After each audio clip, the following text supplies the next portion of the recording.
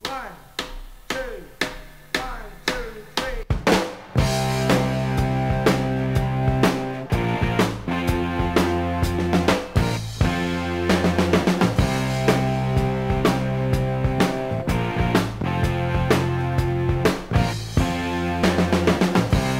Here we are in Palm Beach, the home of equestrian winter sports. In the background we've got Margie Goldstein-Engel jumping 5-foot fences with 3,000 horses on the ground. Never have I seen more barns and attractive young girls.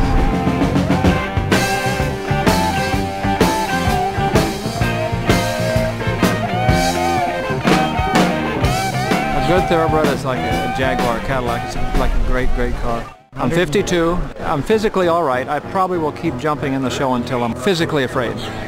And right now, I feel good about it.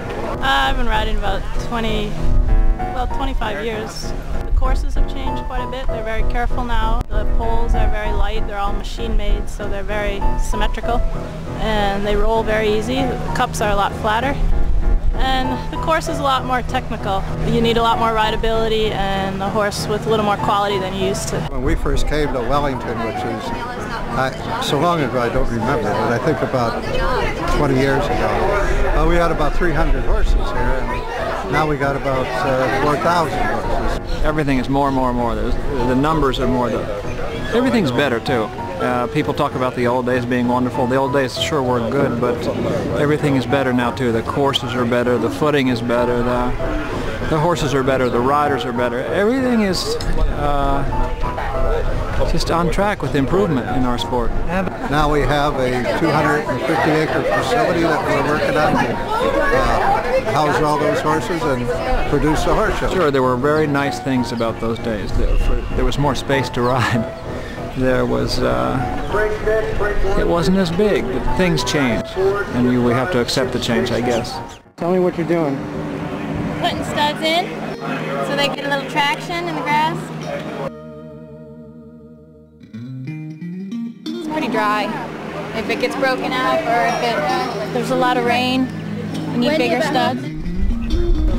That's it, good. And when you're one, we'll do a couple slow ones. That's the way you want it? We have a system when we walk the course. We try to not think of it as all in one type of course, because that can be overwhelming at times. It's easier to section it off. Maybe you have fence 1, 2, 3 is one particular problem, and then fence 3 and 4 is a different problem. Well, you try and just have your plan in mind and walk the course, see what for each horse what's going to work, which lines are going to be a little bit tight, which lines are going to be a little bit forward. If there's a question in any line, then walk it again and just make sure that you know what you're doing before you go in. Each line is a different question asked, and we try to section it off a little bit that way, and then it becomes evident that you're capable of each little segment of the course, and it's a matter of just doing each one, not necessarily looking at it as one whole big problem. I think the most fun I have is when I see big crowds come out on Sundays and enjoy the sport as we know it.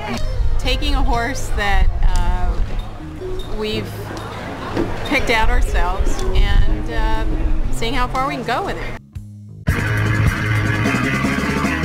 I always was the little girl with the dream of going to the Olympics with a horse. The more you do it, the more used to it you get, and then the easier it is to focus.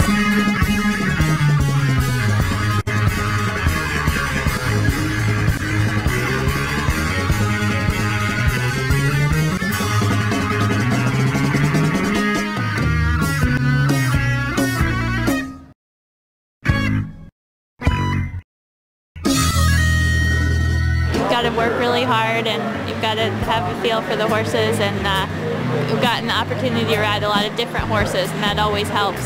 Motivation is just as important as anything. I think a willingness to work, it all goes together. You can be the most talented person in the world, and if you're not motivated, so what? There's a lot of ups and downs in the sport, and you just got to learn to kind of go with it, try and learn from your mistakes, and try and learn from the days that go bad, and try and make the best of it. It's a lot to do with raw talent, but it's more so probably what you do with that talent. And a person with less talent that works hard can be just as successful or more successful. I've broken my hand, I've broken my nose twice, had one horse show I fell off all 3 days of it.